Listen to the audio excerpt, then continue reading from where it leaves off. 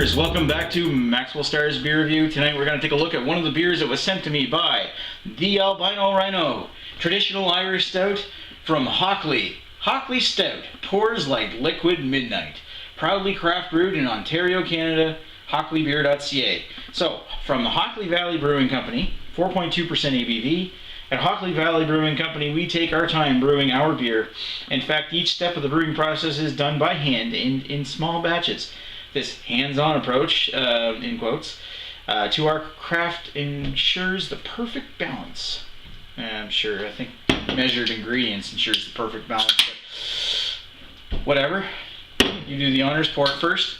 Now, ooh, it is pretty dark. I've had the Hockley Black and Tan before, and that one's available in Nova Scotia. I actually really liked that one. What did you think of that one? I kind of liked it, yeah. It wasn't like the most amazing thing ever, but No. it was pretty good. It was enjoyable. It wasn't like the world class or anything. I think I gave it a 3.5, but the Black and Tan was basically a mixture of this and a pale ale. This, on the other hand, is straight stout, and I'm actually kind of excited to see it.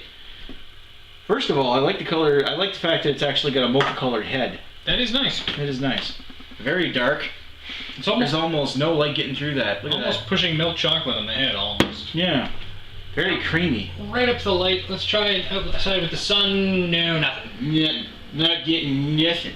I'm hardly even getting. I'm getting like a little hair of a rim of red around the edge. But other than that, it's pitch black. Pitch black. Yeah, the liquid midnight claim has actually come true. Good for that. At least they didn't lie, you know. Didn't say it tasted good, only that it was liquid midnight. Tastes like liquid midnight. What's that taste like? Oil? Alright, let's give it a sniff. Tastes like rolls. Very roasty. It is Seems very like roasty. a roasty like a, not so much coffee, but chocolate, like a bitter chocolate almost. Yeah. That's faint. It seems a little lighter than that. Hmm. It is very roasty malt. I It's think like watered down coffee. I think coffee's too strong. I'm gonna have to go with it. It's a very roasty malt, and it doesn't really.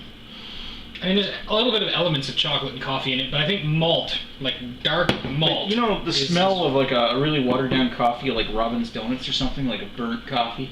No. Like that really, kind of like a hollow kind of smell. At least that's what I'm getting off of mine. Maybe it's my glass. Yeah, it just seems a little more hollow. I'm getting I'm not getting much off of yours. It's probably your glass. I don't know. It's very faint though. There's hardly anything there. It's not super strong, no. Mm.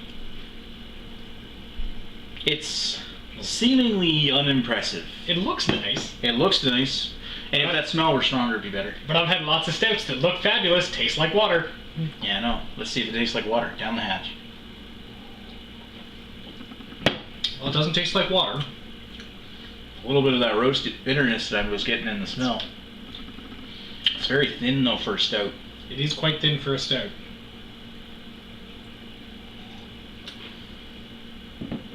It's not as bad as that other thing that I had. It's almost like Pump House stout. Yeah, it's Maybe closer to Gahan City Street. It's very watery for a stout. It's very light. It's creamy. Gotta give it credit where credit's due. It's nice and creamy. It is nice and creamy. But the flavors are kind of not very complex. They're quite subdued, for lack of a better word. It's almost like this was meant to be like an easy drinking stout. Well, at 4.2. I'm almost getting like a little bit of like a subtle sour twang to it. I don't really get It's that. not like bad beer. It's not like bad beer twang, but it's just. No, I'm not really getting that. I'm getting a bit of it.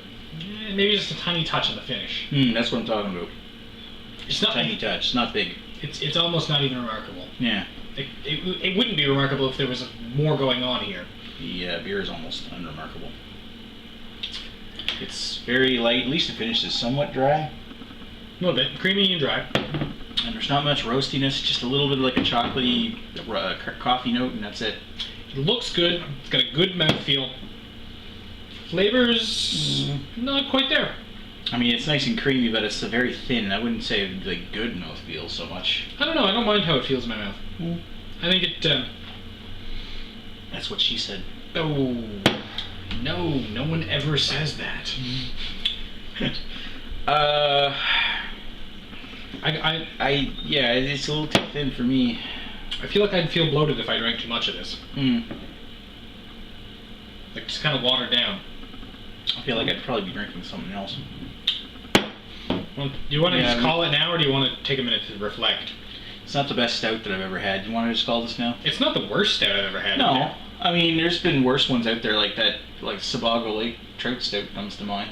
It wasn't that bad, though. No, I mean, there's hardly any stouts out there that have really been a big letdown. And I'd almost think that this compared to, like, the Hockley Black and Tan, the taste that I got out of that one versus the taste I got out of this one have almost like a bit of a letdown, because I like the Hockley Black and Tan better. And the parts of that one I like the best were the stout flavors.